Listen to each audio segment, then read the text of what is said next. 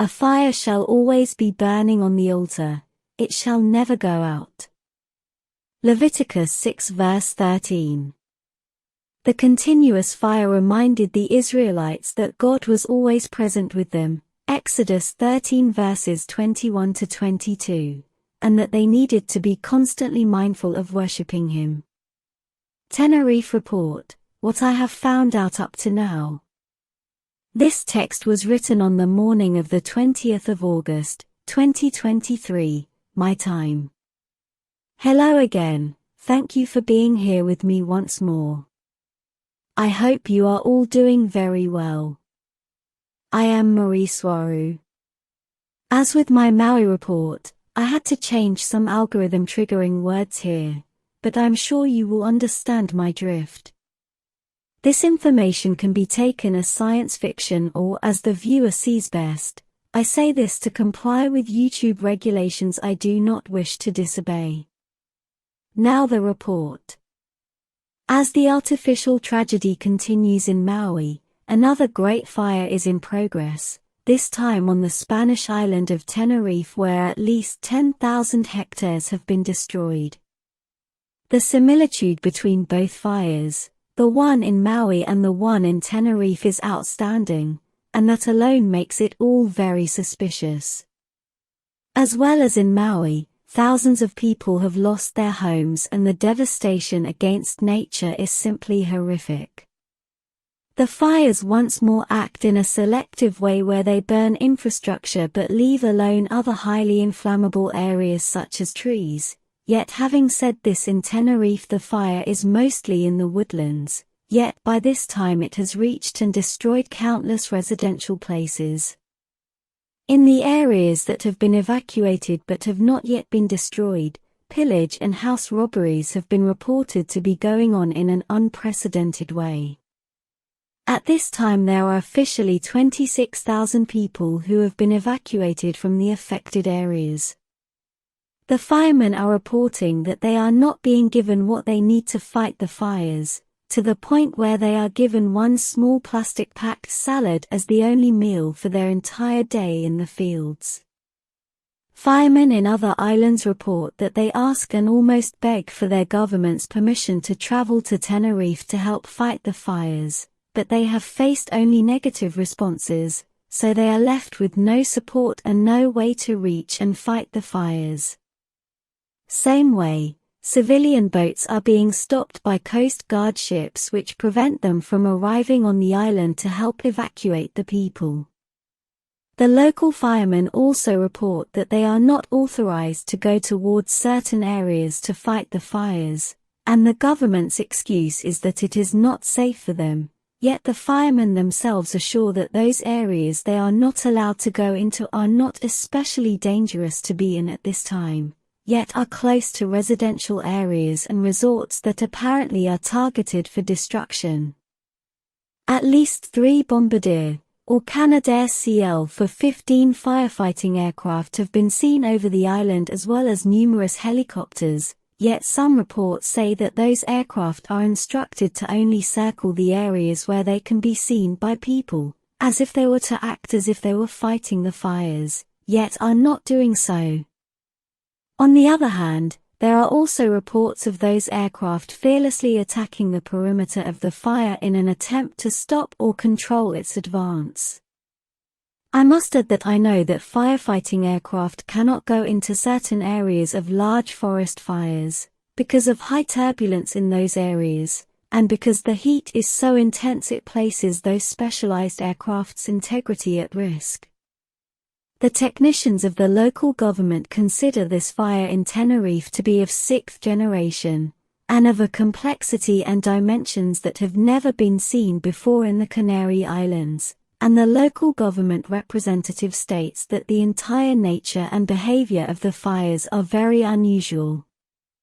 The local government's Civilian Protection Branch issued a warning for the province of El Rosario, and declared that all residents and citizens are to be retained in confinement, that is in lockdown.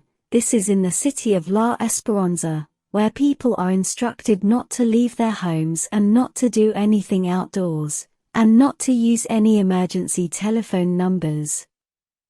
And as it happened in Maui, the forest fire emergency notification systems did not work or were previously turned off. As well as the water supply to those houses, it was also turned off to prevent their owners from fighting off the fires themselves. Up to now, the most affected areas are the following.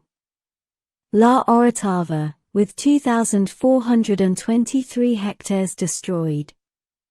Candelaria, with 1,751 hectares destroyed. Arafo, with 1,623. Santa Ursula, with 1,000. La Victoria, with 546. El Rosario, with 516. El Sorzal, with 235. La Matanza, with 194. Tacarant, with 52 hectares destroyed. And Gaima, with 48 hectares destroyed. Among others. We have come to find out that the starting points of the fires for both Maui and Teneriffe are all lined up and at an equal distance from one another, which is unequivocal proof that they started artificially, and this was detected by both orbital detection and by overflying aircraft. My group and I conclude that both fires, in Maui and Teneriffe, were started artificially using incendiary flamethrower drones and with energy laser and plasma weapons. These weapons are well above the understanding of the average person, yet they are openly exposed in the mainstream media as exotic and futuristic weapon systems. They are not science fiction. The military target nowadays is the civilian population. They are targeted to destroy society and start another heavily controlled one from scratch, to impose the one globe government, which although is already in place, they must change the mentality of the remaining people so they conform to the new rules without resistance, and for that, they must erase their past and their memory. And with Maui and Teneriffe, we can see that their horrible plans are accelerating now, as if they were in a hurry for some unknown reason, or on a schedule such as getting to some specific advance point before the year 10, 20, 30 is here. Please remove the 10 in your mind as I only placed it there to mess with the algorithms. The first thing people must get to understand is that the governments who control Earth are all branches of another larger one that operates in the shadows. We tend to call it the cabal. And although this is heavily ridiculed as coming from crazy conspiracy theorists, that exact term was coined by the heavily controlled mainstream media precisely to disqualify all the information that does not conform to the official narrative, and to hide from public view and understanding any theory that is close to the truth. Ruling everything as a conspiracy theory is a psychological operation in itself, designed to gag and shut people's mouths, forcing them to conform to what is socially accepted and controlled. Coming back to our subject, the reason why Teneriffe is being targeted is the same one why Maui is being targeted, because it is an island of a decent size and with large touristic installations, resorts and high-level residential areas of the rich and famous, which have not been touched by the fire, by the way. Furthermore, both islands are in the program to impose half our cities on the population, and they need to destroy the present infrastructure to reconstruct the cities to their new prison camp specifications. As well as in Maui, there are large plans for Teneriffe's reconstruction that were set in place well before the fires started, adding to the plans of imposing the half-hour city programs.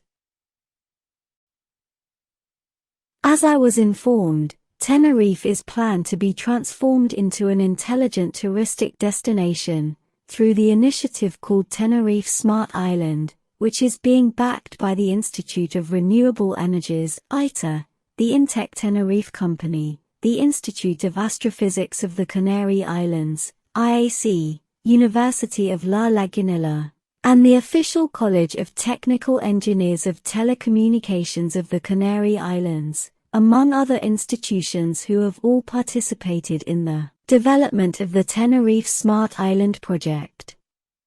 As they say, and I quote, "The project consists of creating a platform of intelligent cities to improve the digital competitiveness of enterprises, companies, microcompanies, and entrepreneurs." End quote. And quoting someone else, "We fear that there may be more large destructive fires in all those areas and cities that are targeted by such projects, as they must first destroy in order to build their prison cities." End quote. Whoever is doing this is using the high temperatures in the area as an excuse for the fires. Those high temperatures are not unusual for this time of the year, so they are only using them to worsen the effects of their artificially created destructive fires. And of course, they are using all this to further their imposition of the false idea of the world heating kitchen stove problem. Remove the kitchen stove in your mind, which many scientists know to be false, as well as the footprints you all leave on the carbon black floor. You get my drift. There are numerous videos showing flashes of light resembling lightning strikes, as well as beams of light coming down from the sky starting fires. We have found that at least most of them are genuine, although nowadays no one can know for sure because of the heavily used and abused digital manipulation that is everywhere. Having said this, we are aware of several fake videos that are found all over the place, which involve older footage or show other things such as rocket launches. These fake last ones are being used to discredit all the real ones systematically. What I state about the use of energy weapons is not based on those videos but on my group's knowledge, and my own about those weapon systems, as well as the evidence we can recollect and see in the damaged areas themselves that forensically, similar to using ballistics, we can know whether a fire started naturally, by lightning, using an accelerator and a match, or whether laser or plasma energy weapons were used. As with Maui and with other false banner attacks, the evil cabal who controls all the governments from behind, also uses these events to create a great amount of pain, fear, and suffering in the population, and in the animals and plants of the area, and are used as offerings to their egregore demons and wicked entities whom they worship. My heart goes to all of you out there and especially to all those who are suffering from these hideous artificial attacks. Thank you for watching my video and for liking and subscribing for more if you find my content of value. I appreciate it a lot. Please take care out there and be wise. With much love and a great hug. Your friend, Marie Soirou.